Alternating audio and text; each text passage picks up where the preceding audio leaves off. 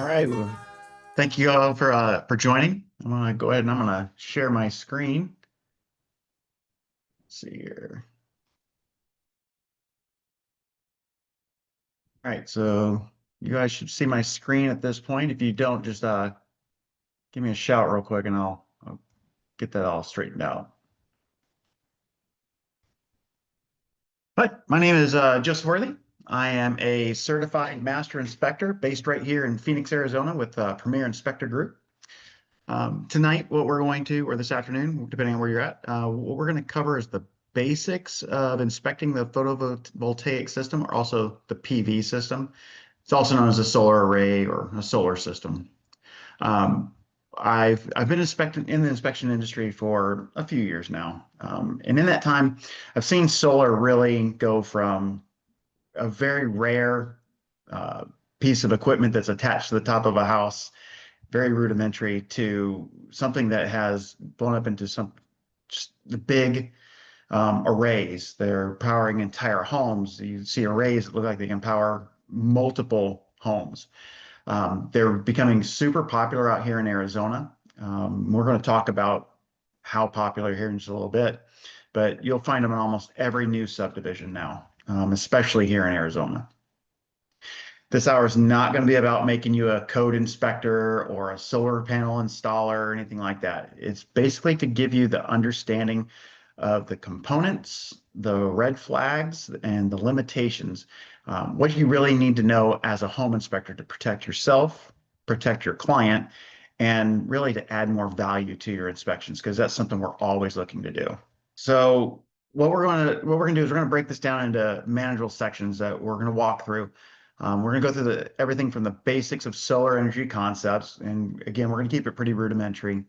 We're gonna talk about some specific components that you're gonna encounter in the field, like the inverters, the disconnects, the wiring, even some things that you'll want to look for up in an attic. We're also going to cover the labeling, which is a pretty big safety point.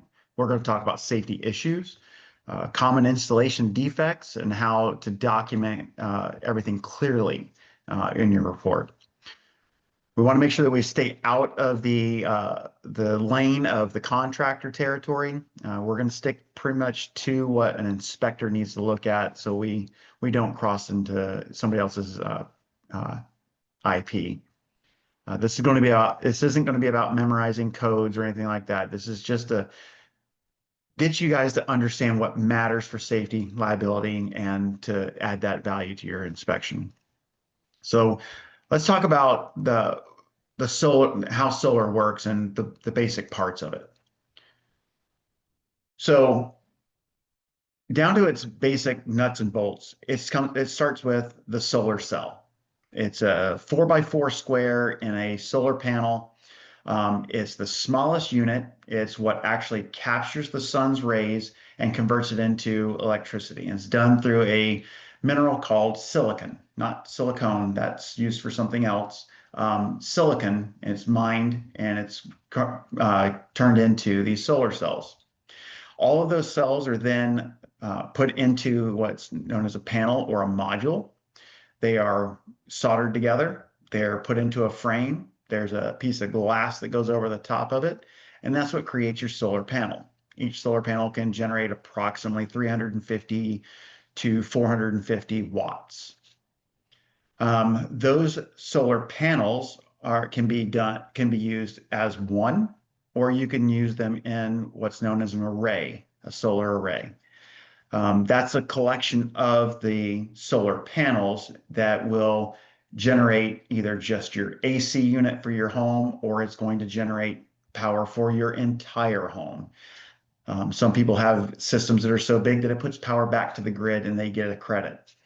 So that's the basics of what your solar array is. It's one cell put into a solar panel, which is then put into a solar array, and they're all connected to the next part.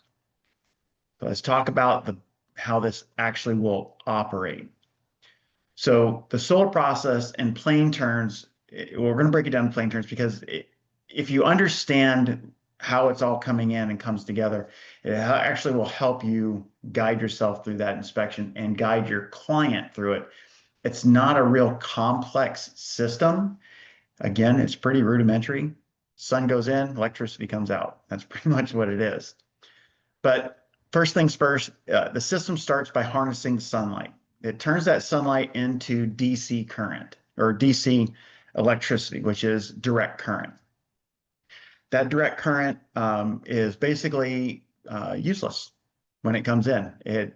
Your house does not run off of DC electricity. So we have to we have to turn it into AC current so your home cannot actually use it.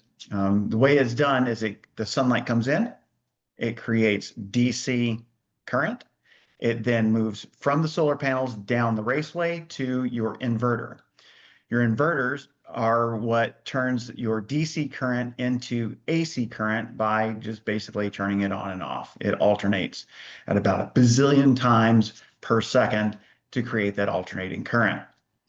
That is what's going to run your appliances, your lights, your AC unit, or whatever else you have hooked up to it. From that inverter, it then has to go out to your home to be used. So if you are pulling a charge from your home because you're running your TV, the dishwasher, your washing machine, and your AC, you're going to pull a charge from your unit or from your service panel. So your solar panel is sending your power down to the inverter, from the inverter to your service panel, and then from your service panel, it goes into your house and powers it. If you're not using power, that power has to go somewhere from the inverter. So instead of going to the service panel to be used, it will actually go back out to the grid to be turned into a credit. That's where you hear people saying, hey, I had a $40 credit on my electrical bill last month. I don't ever pay anything. That's why. They're using less power than what they generate, and it goes back out to the grid. That's the benefit of solar. Now, there's a whole lot of it's not worth it because you have to replace it in 20 years because that's as long as a solar panel is useful for. But some people find it useful, and that's how they live off the grid. They want to do that. You don't need to memorize any type of electrical flow or anything like that, but just the basic understanding of how it goes from the panel into the house or back out to the grid will help guide your client through the understanding as you explain what's going on with their solar array if there is something going on. So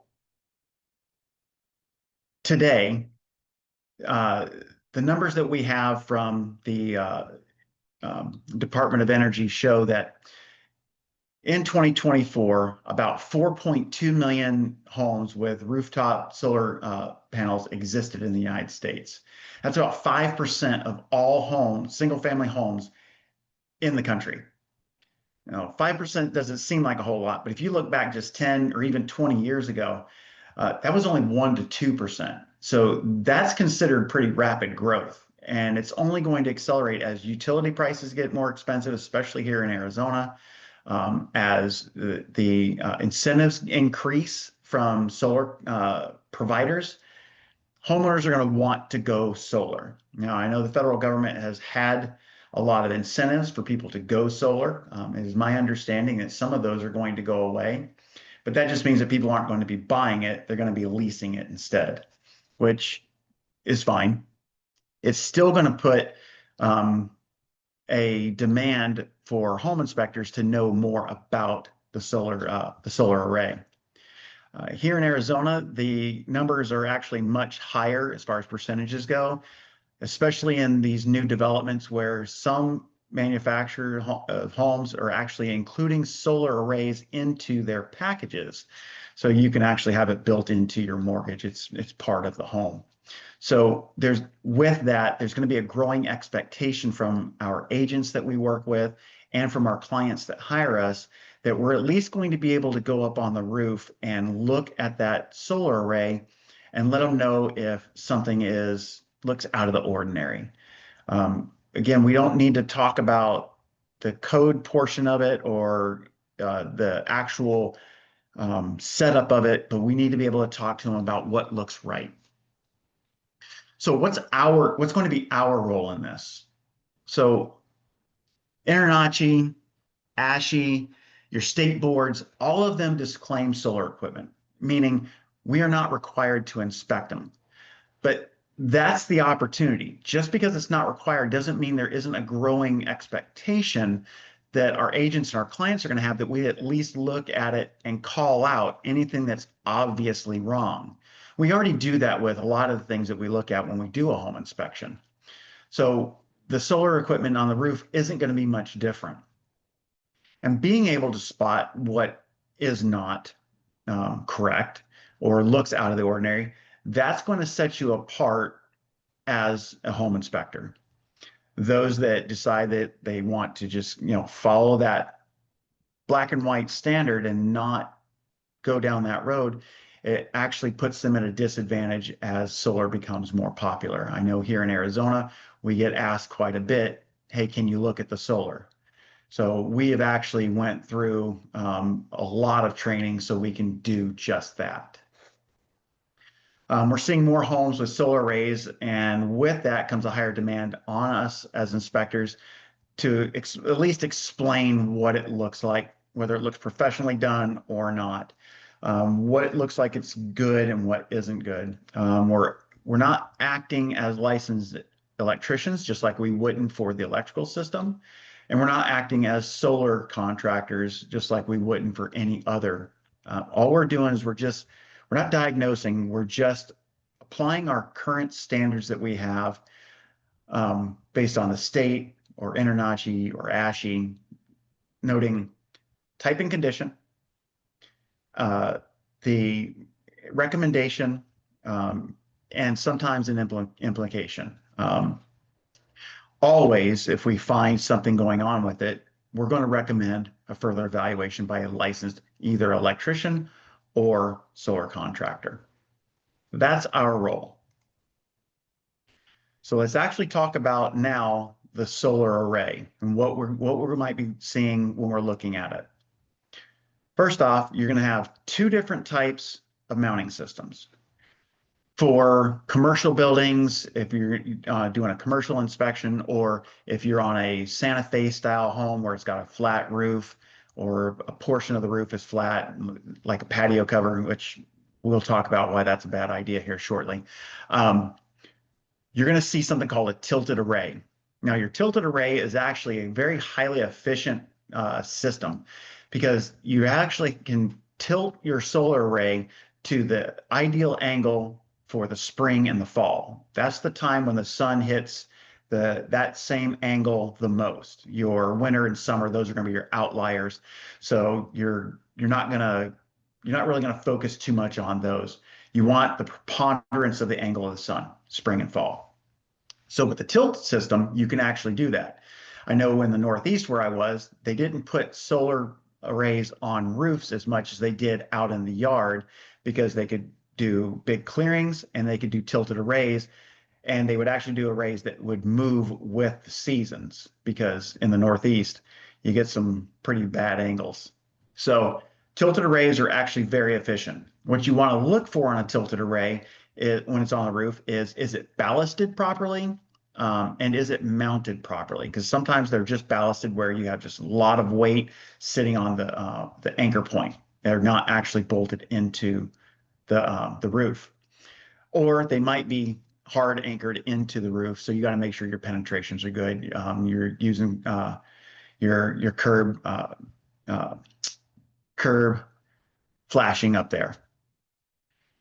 The other type is going to be your pitched array. So your pitched array is one that just follows the angle of the roof.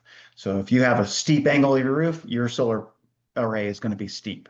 If it's a lower angle, it's going to be a lower angle for your solar array. It just kind of slopes with the roof. The panels are mounted right to the roof, usually following the angle of the slope. You want to look there at the penetrations to make sure they're properly sealed and flashed, just like you would anything else for any type of roof inspection. If not, you're going to find leaks. You want to take a step back and look at how the panel sits. You want to make sure that they're evenly spaced, that you have gaps between the panels for expansion and contraction. You want to make sure that they're not crooked, that they're not offset, that they're not elevation deviation in the two. Noticing those types of situations or issues might have an implication as to whether it was or was not installed professionally or by a good installer. So if you're seeing them that they're warped or there's different elevations in them, you're seeing that there's no gaps in them, that can create other issues, which would be like warping of the frame, racking. Those are other concerns that we have to kind of watch for. Again, the pitched roof is what you're going to find the most. So with all of those things that you can see there, with the exception of the flat roof, you can actually see the majority of that stuff from the ground. I know that here in Arizona, we are not required to walk on a roof to inspect it. So that kind of puts some people at the disadvantage of inspecting a solar array. For those inspectors that will not walk roofs or don't walk roofs, they're going to be limited to what they can see from the ground. So hope you have a good set of binoculars and maybe stand in the back of your truck. But that's the easiest way to do it. Is, if you're not going to climb the roof, step back. You can have a drone, you can use binoculars, you can use a camera on a pole.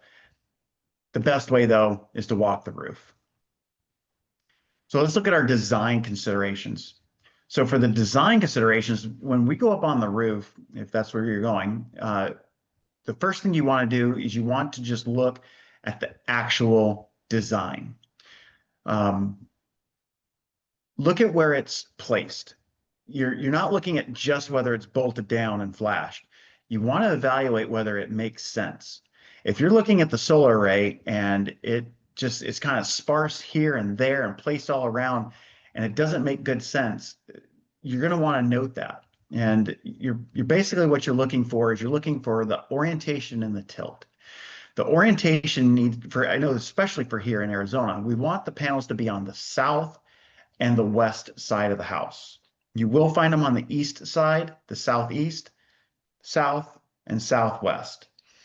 You want to try and keep everything away from the north side because the angle, the angle on the north is going to come down this way. The sun is coming in this way, and it's not going to hit this side. So you want to look at the layout. Does it make sense? If all of your panels are over on the north side, that's not going to make a lot of sense. That's going to be a call out for you. You want to look at the ventilation of the system, not the vents coming through the roof just yet. We'll talk about that in a second, but the ventilation of the array. So you don't, on a flat roof, you don't want it laying down flat. That would not be a good angle anyway. On a pitched roof, you don't want it laying right directly on the tiles or the shingles. You got to have a gap, and it's usually about a 2 to 3 inch gap.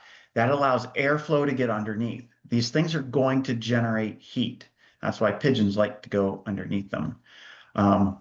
You want to make sure that they're not flush, that they're allowing airflow to go through, that way you don't lose any, they don't overheat and lose efficiency.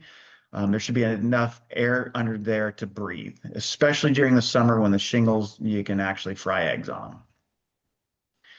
You're going to look for any type of shading that might be around. And shading is not just trees or some shrubs that might, grow really tall.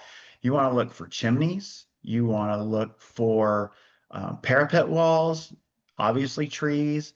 Where I live on the side of a mountain, down at the base of it. So it really doesn't benefit me to have solar on my roof because I lose about 3 hours of sunlight every day. Look at that because that's a limitation. I've had solar companies come out here and want to put solar on and they realize the mountains are like, nah, never mind. It won't benefit me. So you want to look at the issues for shading. That goes to the flat patio roof. We just recently inspected a home that had solar, and they put the solar panels on the patio, the flat patio, which was pretty cool. It kept it off the roof, but for a large portion of the day, the house actually cast the shadow on the panels. So it didn't make sense. So you want to make sure that you're calling out issues like that don't make sense. You want to check for panel consistency if you can. So when you look at the sides of the panels, a lot of times they'll have labels on them that are visible. If you're looking at those and they have labels on them and they're not consistent with each other, they're mixing brands, that's definitely a call out. You got to make sure this isn't like an electrical panel where some people can, or sometimes you can get away with, a Cutler hammer with a Westinghouse or something like that. Um, you need to keep these consistent with each other. So if you have XYZ panel here, XYZ panel should be here. That way, you know that they're going to be able to talk with each other. You're not going to cause any issues. You want to look for any patchwork, framing, temporary points of poor planning, leftover parts, or anything like that. That can be a sign of poor craftsmanship or an unprofessional install. Sorry, is it our job to suggest how many panels a house should have? So we can cover that in this one. No, it is not our job. And the reason why is because that's very specific to what the original setup was. The majority of the time that we're going to these homes to do these inspections, it's because it's a part of a sale process. The panels already existed on the house. Very rarely do we get called out to do strictly a solar inspection. Not that it couldn't happen, but it's very rare. It's usually part of a sale. The panels already existed. So there is a guideline that you can go by. You can always Google it. I didn't cover it in this because it's not something that we do. It goes really outside of our scope. But there are guidelines. There's general rules of thumb. But we don't dive into that because we don't know what the house was originally set up for. They may have put 4 panels up that will be plenty of power to run their AC unit. And with it being that's all they wanted. Now, if you get up there and you know that your client's going to want to run the whole house and you only see 4 panels up there, you might want to say, hey, just as an FYI, you may want to have a solar company come out, evaluate the size of this because I don't know that it's going to do what you want it to do. And just leave it back to the solar professional on that one. I hope that answered your question. The other things you want to look at are your typical roof penetrations. And this just falls back to our typical roofing inspections. Is it flashed properly? Are the flashings painted? Do we have exposed fasteners? Do we have holes where they tried to fasten it and it didn't work, so they just didn't backfill them? We see all kinds of weird things when it comes to flashing. We want to make sure that we're following the standards for roof penetration inspections. So make sure that you're checking screws, make sure you're checking the flashings, make sure it's not cracked, look for the red flags. That stuff lets water in, which leads to roof rot, which leads to mold, can lead to all kinds of other things. Remember, it's not our job to design the system, but to recognize when something just doesn't look right. Do you recommend charging extra for solar inspections? We can talk about that when we get towards the end, but I do have an answer for that. All right, so that's what we'll see up on top of the roof. Let's talk about what we'll see from the attic. The glorious attic where everybody likes to go. Anybody that's seen my social media, that seems like that's where I just stay. Sorry, went too far. Oh, no, I didn't. All right, so when we're up in the attic, you're getting a very unique look at how the solar array gets placed to some extent. The way my business partner and I look at it when we're out with people and we're doing parallels in these, if you look in the attic and you can actually see where the solar array is attached, it's not attached properly. When they attach the solar arrays, they will measure out all of your trusses or rafters throughout the attic. They will map that out on the roof. They will then drill pilot holes where they're going to put lag bolts in. They're about 3 to 4 inches long. That's how they mount the brackets. They mount them through the center of your rafter or your truss. And as long as it is done properly, you'll never know that it's there from the attic side. So what are we looking for? When we're going up into the attic and we're looking, What we're wanting to look for is we're wanting to look for pilot holes that have drilled out the side of the truss or next to the truss. We're wanting to see if the lag bolts are busting out the side, if it's been modified, if there's splitting, anything that's like a weird mounting modification that's been done. What we're looking to see is that the structure is intact and it's stable, just like we would any other time that we're in the attic and we're checking trusses.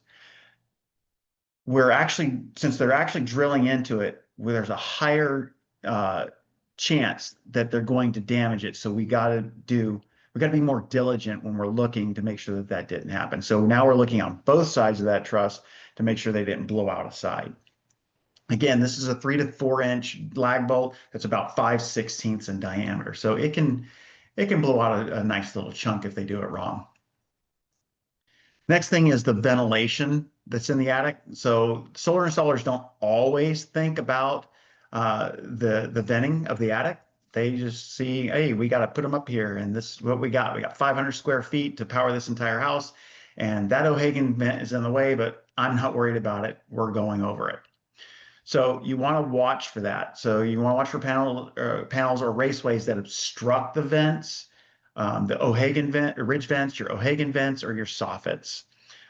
There should be at least a 1 inch clearance around any ducting or vents to allow for the attic to breathe. And we all pretty much know why the attic has to breathe. We want to keep down any type of moisture buildup or any type of mold growth in there. So we got to make sure those vents still stay clear. Again, keeping a good space from the surface of the roof to the panel will help keep good clearance from your vents. Now, we've gone to homes where we've actually seen the array sitting right on top of the T vent for the dryer, crushing it. So you want to make sure that you're looking at those and call those out. If you can, look under the solar array when you're up on the roof to make sure that those vents are not getting crushed. When you're in the attic, if you have O'Hagan vents, make sure that you're looking up there. You should be able to see if there's a shadow cast across it, whether you've got the array going over it or not. Just kind of keep that in mind. We really want to be cautious of it here in Arizona, where the attics can really reach cook your dinner levels. So then we've got the electrical components of it. So the electrical components consist of like the raceways, the MC cables, your junction boxes. We want to make sure that everything is securely fastened to your truss system where it needs to be, or to whatever it is that they've got to secure it. You do not want anything running loose on the roof deck. You don't want it too close to your roof deck where it can get damaged when somebody's doing a repair to the roof, unless it's directly under the panel. If it's directly under the panel, that you're pretty much fine there. Your wiring should be protected from any physical damage, not resting on the insulation, and junction boxes should, of course, be covered and secured properly. Not like what you'd normally see in attics where somebody does a flip, they throw a whole bunch of wires into it and just kind of toss it off to the side. They need to be secured and accessible. Some other items to look for are melted wiring, sheathing, scorched junctions, loose splices. If you have loose splices on your raceway, you kind of have to really scratch your head and wonder why, because again, DC current, not really beneficial to your house. So you really wouldn't want to see splices going into it. You want to make sure you're calling all those out, just like we would on any other electrical. Doing these checks is going to ensure that your array does not compromise the structure. It's going to make sure you still have good airflow and that your electrical safety of the home is relevant and intact. So with that, being in the attic, we want to talk about safety. So whenever you go into an attic, you always got to remember that attics can be considered a confined space, especially if your opening to get into it is really small. We all do some shady stuff to get our inspections done, like shady stuff to get up on the roof, shady things to do to get into attics, because we want to make sure that our clients are protected the best possible. We got to remember, stay safe. So they're not glamorous. The attics aren't glamorous, though you do get some good social media content. It gets even more hairy when you start talking about PV systems because the PV system goes all the way down to the soffit. So you're trying to get into some really tight places. You're going to be, dodging rogue nails. You're going to be trying to dodge wires. You're going to try and keep from stepping through your sheetrock and greeting your homeowners with some pretty dramatic fashion. So you want to make sure that you're being safe. Walk on truss members. Walk on the catwalk. Do not try and walk in between them. You're going to fall through. Um, if you are walking on truss members and you're not walking on catwalks, especially here in Arizona, you want to be careful. If you hear it crunching, step back. Termites are a real thing here. They do destroy wood and they will destroy it without you even knowing it. So you can have termites in your attic and not have termites anywhere else in the house and not know it. So stepping on those, I did it just recently where I stepped on a truss and you could actually hear it crunch and we kind of put a little dent in the ceiling. So be safe. PPE is going to be your friend. You go jump into a 1980s attic that's full of dust and all kinds of other stuff. You don't want to be breathing that in. So I know that most of us don't do it when we go inspect an attic, but wear a bump cap or a helmet or a hard hat. Make sure you have eye protection and make sure you're wearing a respirator. Most of us just sat through that and went, okay. But remember, you don't want to jeopardize yourself. There's no reason for you to put your safety at risk to get that inspection done. There are things called limitations, and we'll talk about those. So the next component I want to talk about are the batteries and the inverters. Let's start with the inverter. So if the solar panel is going to be the muscle of the system, the inverter is going to be the brain of it. The inverter is what is going to take that DC power and convert it over to AC power. It's your DC current, your AC current, AC DC. I'll save the dad joke. When you're inspecting this, there's a few common things that you want to check. First, you want to make sure that the inverter is actually running. When you're next to the inverter, you can hear it. It's humming. You'll know that it's running. Your older inverters, that's all you're going to hear is just the hum. On your newer inverters, like the one you see on your screen here, it's going to have a panel on that. That panel is going to tell you what what the wattage is, what your voltage is, and if there's an error. If you happen to see an error code on it, note the error code. That is a call out. You can always Google what the error is as long as you know what the model of it is. I'm going to kind of discourage you from doing that because if you're Googling it, you may or may not get the correct answer. We all know about fake news. Kind of stay away from the Google on that one. If you have the manual, sometimes the manuals are located near the inverter. You can always look up the error codes because they're usually in there. That takes your inspection to another level. You can always report on what that was. Otherwise, just report the error code and call it out that you're recommending a solar company come out and evaluate it. You also want to look at your connections. You'd be surprised at how many loose or corroded wires that you'll actually see on an inverter. Typically, it's just a conduit that runs in, the raceway that runs into it, but sometimes there's wires that connect to it and they do get corroded, they do come loose. So that you'll see those more on your older units. And just like on a smoke detector, how they turn kind of a dingy yellowish color, that's how you can actually look at your inverters. They kind of discolor with their age, so you'll pretty much know when they're aging. Other things you want to do is you want to make sure that it's securely mounted to the wall. It should not be loose. Don't go up there and try and just jerk on it and move it, but kind of push on it a little bit. If it's wiggling, you want to call that out. They need to be securely mounted. You don't need that thing coming loose and falling off the wall. And then probably one of the most important things, you want to make sure it has proper labeling. Missing or unclear labels on your inverter is absolutely a safety issue. You have to make sure it's all labeled. And that's probably going to be one of the bigger safety concerns that we'll have with our solar systems if they're not properly labeled. So we're not really troubleshooting like an electrician, but our job is to make sure that we're spotting the one-offs, the things that look odd with the system. Make sure that we're always following up with recommended licensed contractor evaluate, either electrician or a solar technician. So let's talk about our batteries. When you're inspecting the home with a battery system, it's not our job to really test the battery. Our job is to spot the obvious things with the batteries. Now, there's all kinds of batteries. There's lithium ion, there's the lithium iron, there's the lead cell, there's all kinds. But first thing we want to do is we want to start with the location of the battery. It doesn't really matter what type it is. All the batteries are going to have pretty much the same type of concerns. So we want to start with the locations. The batteries need to be located in a cool, dry, well-ventilated area. These things actually do generate heat. And when you're talking about Arizona, that's saying something. So we want to make sure that they're not enclosed, and people will enclose them. Sorry, how often would you recommend the system being inspected? So we recommend the system be inspected at least once a year.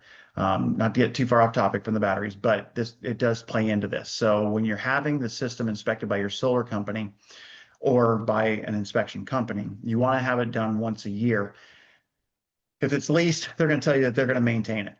You'll never see them. I lived out here for 3 years in a house that had solar. It was leased. Never once saw the solar company, but they maintained it. So you want to make sure that you're having somebody come out and look at it at least once a year. So with the location of the hope that answered your question on that one. So the location of the battery, make sure we're checking that. The next thing is we want to make sure it's securely mounted to the wall or whatever it is that it's supposed to be secured to. Has to be secure. You don't want that thing falling over. It is heavy. Especially if it's like a Tesla Powerwall, which is what is becoming more common now. Make sure that it's firmly attached, there's no gaps in it, and that you have enough space for airflow around it and the tech to get to it. The way it's attached to the wall is typically a big concern. For clearance and access to it, we want to make sure that people aren't building their garage cabinets around them. We see it all the time where they build their garage cabinets and they're covering up all their outlets, and we're having to go try and find them because the GFCI resets in there and they've got paint stacked in front of it. Well, they do the same thing with their battery backups. They will build their cabinets all the way around it because you can't move the system. It's where it is, it's where it's going to be, but they'll build cabinets around it. Or they'll stack their Christmas items in front of it. They'll stack their bikes in front of it. They'll put their UTV right there where you can't get to it. Make sure that there's clear access to the panel or to the battery system so it can be serviced. It's no different than your electrical panel, nothing 3 feet in front of, keep it clear above, on the sides. Very important that you keep that clear. And finally, you want to make sure that you're looking at all of your wiring and disconnects. The wiring should be clean. It should be protected in conduit.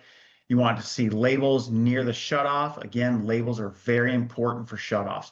Very, very important. That there's no exposed wires and no signs of tampering. Those systems are enclosed.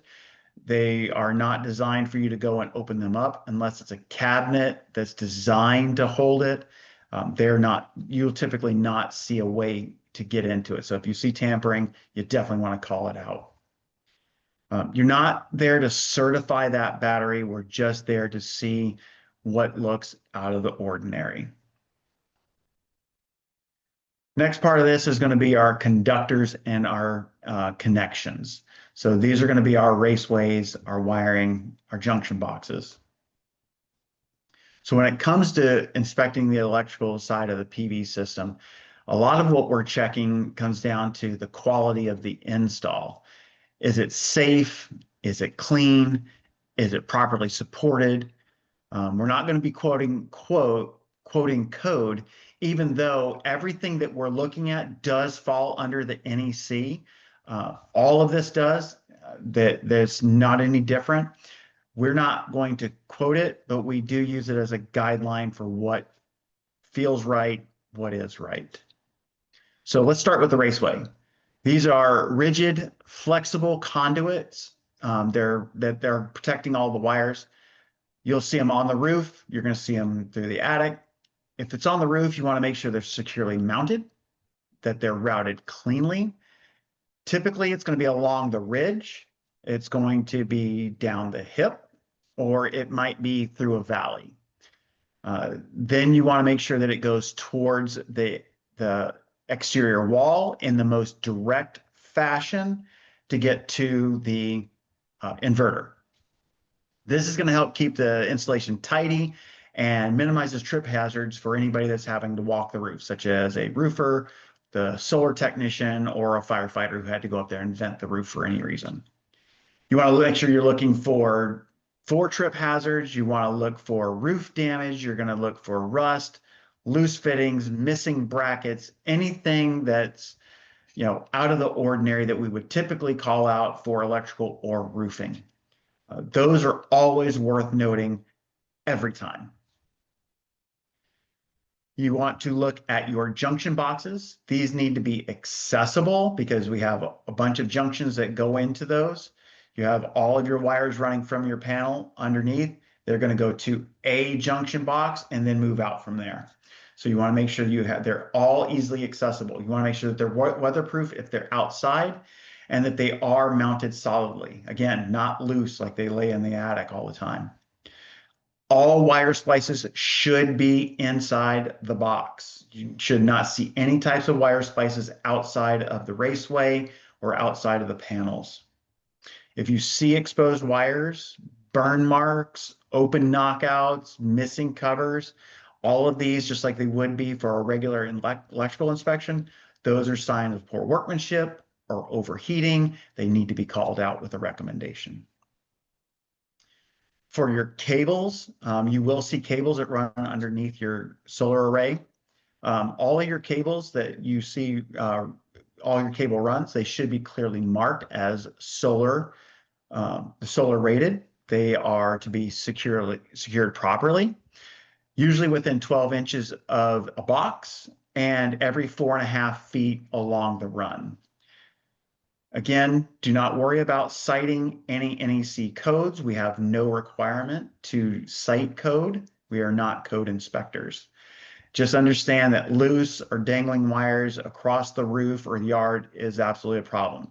You should never see your wires laying on the roof. Your solar panels should never be laying on the roof. Make sure that there's always a gap. Finally, your interior raceways, these are the ones that are in your attic. This PV wiring needs to be secured every 6 feet.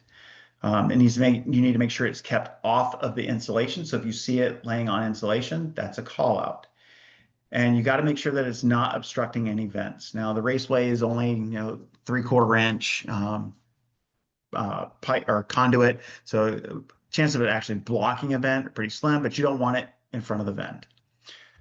If it's within reach of a walking area, it needs to be protected for sure. And then here's the big one. Most places don't allow your raceway or your NC cable within 10 inches of roof sheathing, unless it's directly underneath the panel array. So if it's within 10 inches of the roof, any types of repairs runs the risk of causing damage if it gets struck. If it's underneath the array, the chances are pretty slim that you're going to have a repair right there that's going to cause damage. So with that, let's talk about how your service panel gets powered. We're going to look at something called the 120% rule. Real quick, this can be answered at the end, but if your solar is leased, what is the solar company responsible for when it comes to maintenance? You definitely will talk about that one at the end. That's a great one. Go ahead and just make sure that stays up there so I get it answered. So let's talk about the 120% rule. So this one can be confusing to anybody, but it's a pretty simple formula. This is how we're going to determine how much power can go from the grid and from your array into your panel. So when setting up the PV system, the amount of power that can be added to your service panel is actually determined by the 120% rule. This is an NEC thing. This ensures that the combined amperage of the main service breaker and your PV breaker do not exceed 120% of the panel's bus bar rating. So those of you that are kind of new to home inspection, we always say, take a picture of the label. Well, the label actually tells us a whole bunch of things. But for this standpoint, or for this right here, what we're looking for is the bus rating. So if you look at the bus picture there, the rating of the bus bar there, it says the bus rating on this one is 225 amps. We can take that bus bar up to 120% of that rating. So the way we would do that is you're going to take your 225 max rating, multiply it times 1.2, and that tells us that we can put a maximum of 270 amps into that bus safely. The way we're going to do that is through this formula. You're going to take your maximum panel rating, in this case it was 225 amps, and we're going to use your main disconnect, which we're saying is going to be 200 amps. We develop our 120%, which is 270. We're then going to subtract our main disconnect, 200 amps, from the 270, which is going to leave us with, simple math, 70 amps.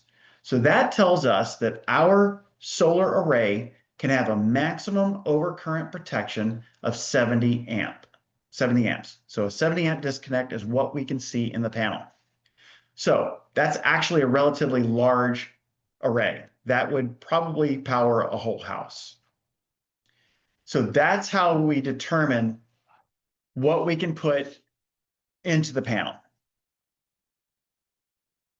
Now, what do we do if we go to a panel and it says that, we have a 200 amp max bus and a 200 amp disconnect? We can only have a 40 amp disconnect in there, but we've got a 65. Well, how do we fix that? The way we fix that is through redistributing the power. It's also called derating the main breaker. So what we're going to do is we're then going to use our 120% rule, and we're going to derate that main breaker down to something that will allow that 65 amp breaker to be acceptable in that panel. So what we would want to do is then derate it, the main breaker, down to 175 amps. So when we do that, that gives us an extra 25 amp headroom, allowing us to have that 65 amp breaker in that panel for that solar array, which keeps us within that 120% rule. It is not uncommon to go to these older systems and see a 200 amp panel, which is very common, with a 200 amp disconnect, which is very common, and have a 60 amp disconnect for your solar panel. I can almost guarantee you that when you look at it, you're going to see that main bus is going to be discolored. The reason why is because we've pumped too much power to it. It has gotten hot, maybe not too hot, but it has gotten hot and it starts to discolor. It'll turn orange, gold, purple. Once it hits purple, we've really got a problem. So that is something that you want to look for. This right here can make you look like an inspection hero. Throw on your cape, you're a hero, because you've now spotted something that is a pretty significant issue. You can void the warranty of the solar array. You can overheat your panel for risk of unsafe conditions for those that are operating the panel to get in when they get into it, or even a fire hazard. So these are things that we want to make sure we're looking at. This is a big one. So some common problems that you might see are, especially here in Arizona, the panels bake in the sun. They heat up, that label disappears, as you can see here in this panel. This was an inspection I did probably about 3 weeks ago. The label is just gone. Our disconnect on there is a 75 amp disconnect, and our solar array there was a 45 amp disconnect. Now, basic math that we just looked at, we know that that's probably underrated for the panel. So we probably could go a little bit larger, but we don't know. And the reason why we don't know is because we don't have a label. So we want to make sure that we're looking for that. Make sure that there's a label. If you don't see the label, that is an absolute call out. You want to make sure that an electrician comes out, rates the panel, and make sure that we have the right size breaker. They might still need to derate that breaker further. I would hope not, because under 75 is pretty low for our modern homes, but that is a chance. Other things we want to look for are overheating breakers because the panels do get hot. These panels can get up to upwards of 170, 175 degrees. The breakers in there, they do bake. You'll see that with your AFCI, GFCI breakers. They have a tendency of failing, especially when they bake in the sun. You'll also want to make sure that you're documenting any conditions with the panel that you normally would. So if you're doing a solar inspection only, you get called out, hey, can you do this solar array inspection for me? I need to have a warranty and review on it. Yeah, we can do that. You're going to do an inspection on that panel just as you would any other panel at any other time on any other inspection. So you want to make sure that you're going through it and doing your standard electrical inspection for that panel. Remember, you're not citing code on this. You're always going to recommend a licensed electrical contractor for the panel. Not verifying code, just what's potentially wrong. So with that, let's talk about bonding and grounding. I'm not going to beat you guys up with bonding and grounding, but let's talk about it briefly. You don't have to be a code expert when it comes to grounding, but you do need to recognize some things that just don't look right. Some of the common things that you'll see are missing or loose grounding lugs. Sometimes you'll just see the wire wrapped around the gas pipe or the water pipe. There's no lug; it's just wrapped there. You want to make sure that if it's loose or missing, you want to call that out. It's usually when you're looking at the PV system, the grounding system is usually attached to the racking system. So where the whole frame of the array where the modules sit, you'll see the ground attached to it. If you have a series of arrays like you see here, that's a series of 3 arrays. Those will all be attached by a grounding or a bonding wire. There'll be a ground and a bond for each one. You want to look for corrosion, damage to the ground wires. Sometimes you'll see the ground wire goes directly to the ground. It doesn't actually go to the panel. It's very rare that you'll see that, but it does occur. If you see a bond wire going from panel to panel or module to module, you want to make sure that, or if you see gaps in them, you want to make sure there's no rubber grommets in there because sometimes they do that for spacing. If you do see the rubber grommets, you want to see that bond wire go from one side to the other, just like we would if we were looking at a water filtration system. You want to see the bond wire jumping from copper line to copper line because that plastic doesn't conduct electricity. The other things you want to look for are DIY specials, electrical tape, duct tape.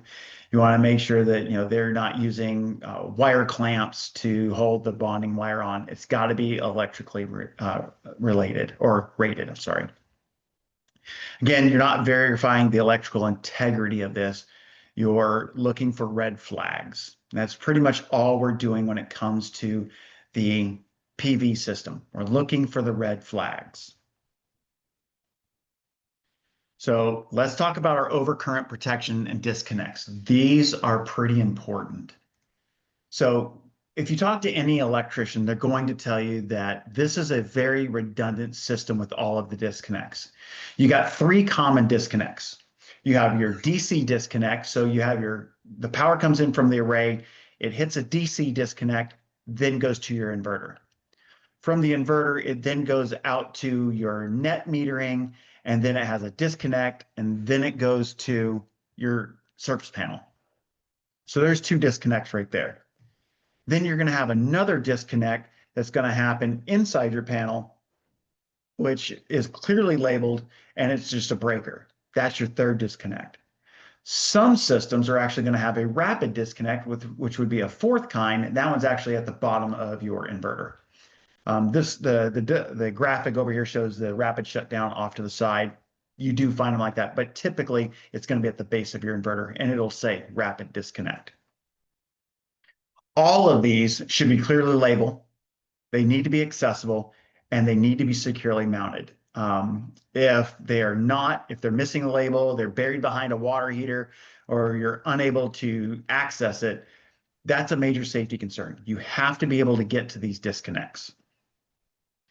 All of these disconnects are for you, I'm not you, but the homeowner. They're for safety personnel that have to access the home in case there is, say, a fire or a flood or something like that. So in addition to that, now you're also going to check for your common overcurrent protection devices. These are your breakers and fuses and things like that you'll see in your panel. You want to make sure that they're properly sized. We just talked about that with the 120% rule. That's pretty important. You want to make sure that the panels are not overcrowded. You're going to see that where they've taken your breakers. They're throwing in the breakers, the dual breakers. They're just jamming them in the tandem breakers. They're jamming them into the box to try and get as many wires in there as they possibly can.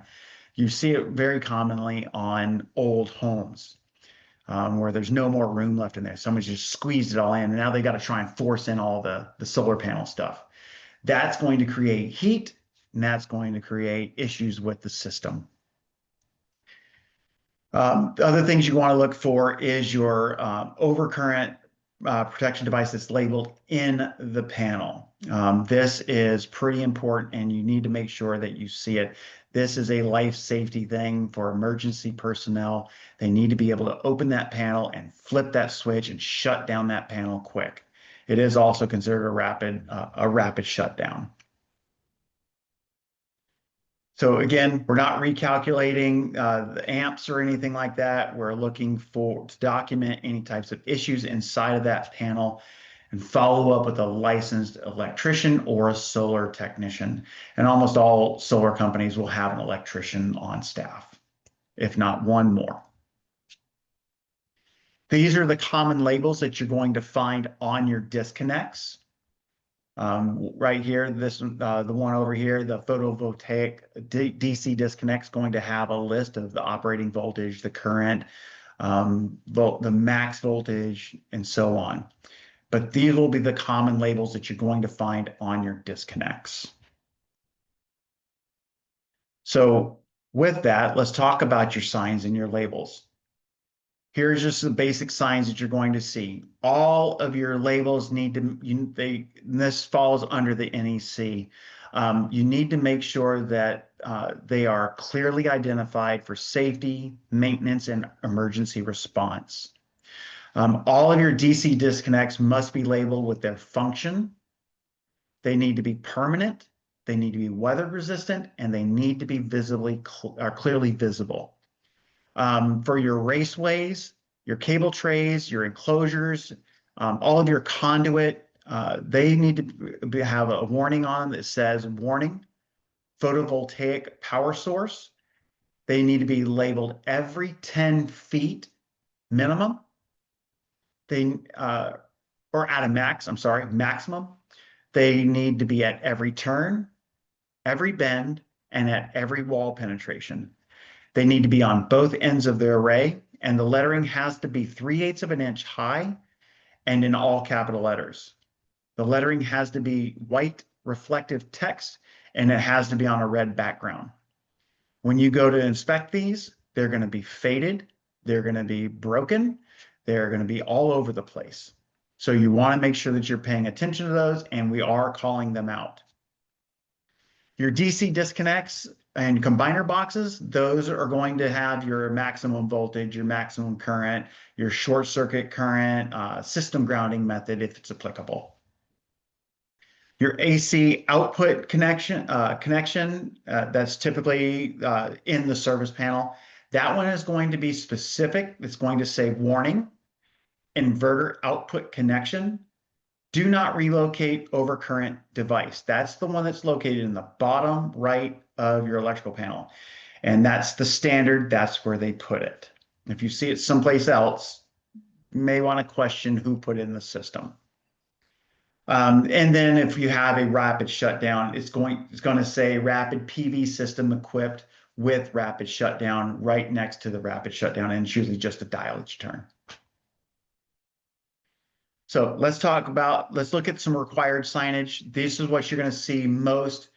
This is what it looks like on the raceway. Again, maximum 10 feet apart at every bend on both sides, at every turn, at every penetration, also at any connections. For the interior of the panel, this is the one that you're going to see. This is the close-up of the one we had just saw. It says, warning, inverter output connection, do not relocate this current device. This must be in there and it must be permanently affixed. If you do not see it, that is a safety concern, that is a call out. That is also going to be how we determine the 120% rule. We have to know that that is truly for the solar. So let's look at our common conditions and reporting. So this is what kind of the big reason why we're here. So we want to look at some common issues that we might see, some things that we need to look for. So when we're looking at the system in the field, we want to look at shading. As I told you, I live at the base of a mountain. We lose about 3 hours of sunlight. We get a lot of shade here. We want to make sure that you're looking at the system from afar, getting a big picture view of it. Do we see shading issues? It doesn't matter how much the shade is. It can be a vent pipe. It can be a branch from a tree. It could be the parapet wall on a flat roof. It can be pretty much anything. That will drop the energy output of that entire array depending on the type of array system, which we did not discuss because that's a much bigger concern. Just know that no matter what type of system it is, if there's a shadow on it, it is going to cut down that energy output. Installers don't always take that into account. So it's up to us to look at. Sometimes your neighbor's trees just grow too tall, especially here in Arizona where we get mesquite trees and palo verde trees that grow like weeds, and overnight you've got 5 inches of tree growth. So we need to look at those and kind of think ahead. Is this going to cause a problem? And make sure that our buyers understand that. We want to look for improper installation. So things can really go sideways with the way people install if it's not done properly. You want to make sure that you're looking for anything that's like loose or exposed wires, missing mounting hardware, penetrations that aren't sealed properly. These aren't just aesthetic issues. These can lead to water intrusion, shorts, fire hazards, all kinds of things with the solar system. As inspectors, we're not judging the installer's work. We're not saying, "Ooh, this guy did a terrible job." We're looking at it saying, "Hey, this was probably not installed up to the best standards. Maybe we need to get it reviewed." A lot of these things can lead to, bigger conditions that will cost the buyer in the long run, and we want to make sure we're preventing that. Then you have your normal wear and tear on the PV system. So we want to look for, the PV systems live outside under the sun, especially here in Arizona. It gets pretty hot and it can be pretty brutal. So we want to look for delamination, which looks like just weird discoloration in the panel where you'll see dark spots and white spots. Faded or missing labels, cracked conduit, corrosion around the frames and fasteners. We want to look for those types of things. These are normal signs of aging, but they are all worth calling out. They need to be reported, especially if it's a leased system. We don't always know that in advance, so always walk into these inspections as thinking that it's leased. Typically, it's most common that they are leased. So look at it as a leased system, so we want to call those out so that leasing company can come out and correct these issues. Doing that will take these small issues, prevent them from becoming big issues. Some other things we want to look at, we want to identify some common conditions. So we want to look at maybe impact concerns, meaning things hitting it like hail, tree limbs, golf balls, if we live on a golf course. Um, Birds, you'd be surprised at how many birds fly into solar panels. The solar array that you see there in the top graphic, that's an impact from a bird. Birds, for whatever reason, on these older systems thought it looked like water and they would do little kamikaze dives right into it. Um, we'll save the morbid jokes on that one. But those impacts can turn into cause micro cracks, which can cause bigger issues where when they spread, they cause hot spots. Those will overheat, cuts down efficiency, can actually, in the long run, cause fires. Then we have hotspots. These are like solar panel versions of a fever. You have this one little spot that turns just hot. That's damage that's happened to that one cell in that panel. It could have been damaged, or it could have been anything. Could have been mishandled when they put it up. It'll cause those areas to overheat, and that makes the panel work harder to compensate for that one spot. This can lead to energy loss, premature degradation, and in rare cases, it can cause a fire. You can see panels, you can go on the internet and you can see them where panels have just collapsed from the heat and the fire. You might sometimes see burn marks. You'll see warping of the panel. These are also always best caught with thermal imaging. Now, I know there's a school of thought by some inspectors that, I'm not going to carry thermal because it increases my liability, because if I use it here but I don't use it over there, I can be liable for not using it here if there was an issue. Totally up to you on whether you want to, but your thermal imaging is going to tell you for sure if there's a hot spot. And when you're using thermal, you will know when there's a hot spot. It's clearly defined. It looks like the cell or these cells, and they're hard lined, that it's a hot spot. When you're looking at those, you definitely want to call those out. And then lastly, we have microcracks. They're also called snail trails. Snail trails are visible discoloration patterns. Again, they're microcracks, and they do kind of work their way through the panel. And that's exactly how they look. They look like snail trails. The team was out doing solar training the other day, and we happened to look at a couple of panels, and there was two cells, one on two separate panels, and that had little microcracked snail trails. We put the thermal imaging over it, and sure enough, those were hot. They're an early warning sign of cell degradation. The cells still function, but they're not going to operate at optimal energy output. So we definitely want to call those out to the homeowners so they can work on it through the Benzer or through the warranty company on the solar array. So let's talk about documenting this stuff. So the importance of documenting, whether it's a cracked panel or a missing label or just limited access to the attic, you want to make sure that you're documenting everything. Everything that you see or that you cannot see, you want to document it. Notes and photos don't just help the client, they protect you also. They are your CYA. If there's ever a warranty issue or a dispute down the road, your report becomes the receipt of what was visible and documented that day. So think of it as insurance for your reputation. So let's talk about how we write the call-outs. You want to make sure that the language is clear. Type, condition, and recommendation. Don't go in there and try and sound like an electrical engineer or a solar contractor with the big fancy $50 words. Keep it plain, keep it easy. You're probably not speaking to an engineer, though you might from time to time. I've done it a few times. Keep it simple. It's going to only benefit you in the long run. The simpler, the better. So if you're tossing around big terms, you're going to confuse or you're going to lose your client. It's going to overwhelm them. So you want to speak like you're explaining it to your friend, to your spouse, to whomever, to your child, whatever you're doing. Explain it to to your audience. Know your audience. Your job is to inform, not impress them. And finally, you want to use your visual aids. A well-placed photo with a simple annotation can do more than a very long, well-worded paragraph.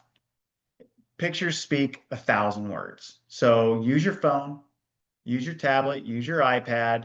Those pictures are going to instantly help your client see what you were seeing and understand your explanation. Very important that you have those. I know here in Arizona, there's no requirement whatsoever for you to put a picture inside of a report. I recommend it. Put them in there. It helps. It saves a lot of questions. So reporting best practices, you want to make sure that you set yourself apart. Make sure that you are stating your limitations, your maintenance suggestions, and improvement recommendations. Those three things right there are going to set you apart when it comes to your inspection reporting. With your limitations, if you cannot access it, if you cannot see it, and you know that you should, limit it. Make sure that you put a limitation in there. I could not get to the truss system at the soffit level. I wasn't skinny enough. However you want to word it, make sure that you put the limitation in there. Because if there's something happens down the road, you need to make sure that you told them why you could not get to that portion of the system. It's easier to tell them in the document than try and explain it 6 months down the road when all of a sudden they've got a leak somewhere because the solar array started leaking. Next, you want to offer some basic maintenance tips. We're not solar techs, but a few good nuggets along the way it's going to go a long way. So you want to let them know, periodically get your solar panels cleaned, have it inspected once a year. Tell them to keep an eye out for any type of shading issues. Make sure that you give them some good advice for the future. What's going to help them maintain that solar panel down the road? And finally, what we want to make sure we do is we want to offer improvement suggestions. We're not talking about repairs, we're talking about improvement. So we want to talk about things like adding critter guard to keep pigeons out from underneath it, roof rats out from underneath it. Make sure we talk about maybe surge protectors to protect against lightning strikes or grid surges. Anything that might improve your system. If they've got a standard solar system that puts energy back out to the grid, but they were talking about when they walked into the house, living off the grid, hey, you may want to think about getting a battery system. You're not talking about repairs, you're talking about improvements. So those things right there are going to set you apart from your competition. And guys, that's pretty much what I have when it comes to the solar inspection. Basically, what you're trying to do is you're trying to add more value to your inspection. As home inspectors, we are wanting to always grow. Home inspection has been around since the 80s. I know we've all heard this, but it's been around since the 80s. We charge the same. We really we don't do much, much different than what we did in the 80s, but we do. We've got better technology. We've got more tools. We're doing more things. More things are coming up in the homes. Homes are getting smarter, and we have to adapt to that. And this is one of those. So we need to look at that, add value. When we add value, we need to add pricing. There was a question, do you recommend charging more for doing a solar inspection? Yes, I do. I do recommend that because you're adding more time to it. You're adding more expertise to it. You're going out there, you're getting more educated. You sat through my boring 1-hour presentation on how to do a solar inspection. So yes, add it. Make sure you do a price comparison around the market. Don't try and outprice your competition, but again, don't sell yourself short. We've been doing inspections for however long we've been doing them, and we know what our value is. Price for your value. Let's look at a couple of these questions. So Zachary asked, how often would you recommend the system being inspected? Once a year. You definitely, it's just like your water heater or your roof. Have somebody go up there and inspect it once a year. That's pretty important because energy efficiency doesn't last forever. Solar panels have a lifespan of about 20 years. So you want to have them inspected annually. Lydia asked, this can be answered in, if it's leased, what is the solar company responsible for? Well, that's very specific to the solar company. So you want to make sure that you're reaching out to the manufacturer of the solar company or the people that have it. Like out here, Solar City went out of business, Tesla bought them. So you want to reach out to Tesla. Ask them about the warranty on it. What do they cover? Some will cover everything, some will cover just basic maintenance of it, and then you're responsible for a portion of it. But that's something very specific. So you want to reach out to your solar company for that one. Daniel, hey Joe, do you have a template for solar? Good info. We need to protect our clients. Yes, I do have that. I will give you my contact information. Actually, you can see it right there on the screen. Give me an email, or you can shoot me a text to that phone number. I'll be glad to get with you, and we can talk about that template. Lydia, how often should solar arrays be cleaned, and if your clients want to clean them? Great question. Yes, solar needs to be cleaned. So with the solar arrays, anything that gets on top of them or covers them will cut down their energy output. So you definitely want to get them cleaned. Out here in Arizona, we have monsoon season where dust is blowing and the rain is hitting and then turns to mud, and then that mud sticks to your solar array. So right around about the September timeframe, you're probably going to want to have somebody get up there and start cleaning it. Now, I'm not going to encourage you as Mr. Homeowner to go out there and climb up on your roof and clean your solar panels. I'm going to recommend that a qualified technician go out and clean the solar array. Now, if you are brave and you want to do that, that is totally up to you, Mr. Homeowner. That's how I would explain it to them. Everybody knows what their comfort level is with heights. I know that my best friend, he was having a house built, and his guy that was going up to fix the roof said, hey, I'm comfortable with heights. He got up there and froze and was up there for 3 hours. So everybody thinks they're good until they're there. So leave it up to the homeowner, but always recommend a qualified professional do it. And it should be at least once a year.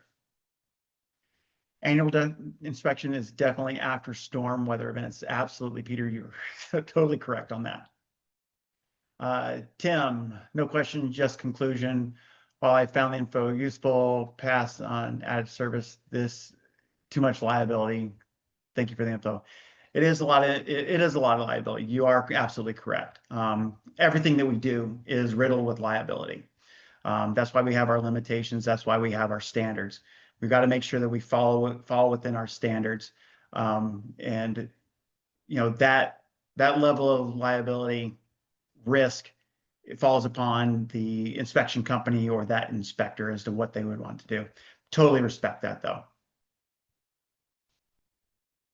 All right, do we have any other questions? I hope this was very useful for you. If you need to get a hold of me, you can reach me at 480-353-0668. That's my number. You can reach me by email at joe@inspectwithpremier.com here in Phoenix. And let's see here, Peter, I am late to the webinar. Do you you have an inspection agreement? Yes, we do have an inspection agreement. Again, just like the previous, you can shoot me an email and I'd be glad to reach out to you about that.